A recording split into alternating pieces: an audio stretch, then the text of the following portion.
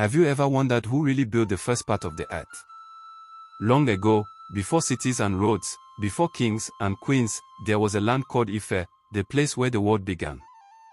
But something many people don't know is this: Oduduwa was not the first person there. The land already had people. And another powerful being was chosen to build the earth. His name was Obatala. In the sky above, in a place called Oron, the gods and spirits lived. The greatest of them all was Olodumare, the one true creator. One day, Olodumare wanted to create the earth, a place for people to live, grow, and be happy. So, Olodumare called Obatala. He gave him a special job. Take this golden chain, he said, and climb down to the watery world. Use this bag of sand to make land. Let the chicken spread it. And plant this palm kernel to make trees. Obatala bowed. He was happy. He was ready. But something happened that changed everything. As Obatala prepared, he drank palm wine. Some stories say he was tired. Others say he was strict. But he became drunk and slept off. Then another spirit, strong and wise, stepped forward. His name was Oduduwa. He took the items and went down the golden chain to the watery world. He poured the sand, let the chicken spread it, and planted the kernel. That place became Ile-Ifẹ, the first land.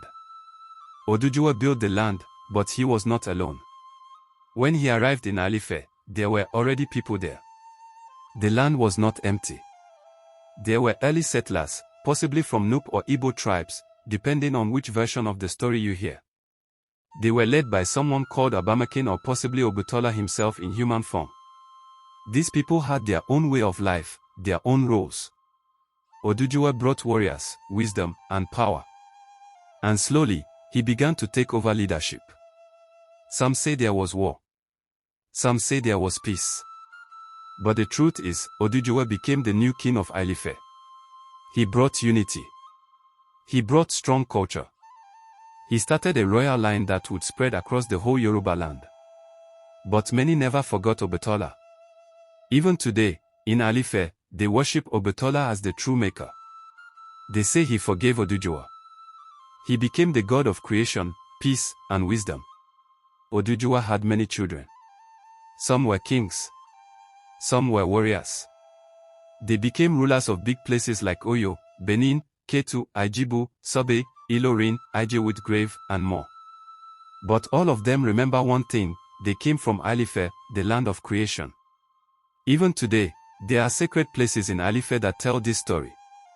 There is the Opa Oramian, a tall stone said to belong to one of Oduduwa's sons. There's Okmogan, where Oduduwa was said to perform rituals. And there is Ibo Obatala, a sacred forest where Obatala is honored. The people of Ife still hold great festivals for both Obatala and Oduduwa. They sing, dance, and tell the stories of the beginning.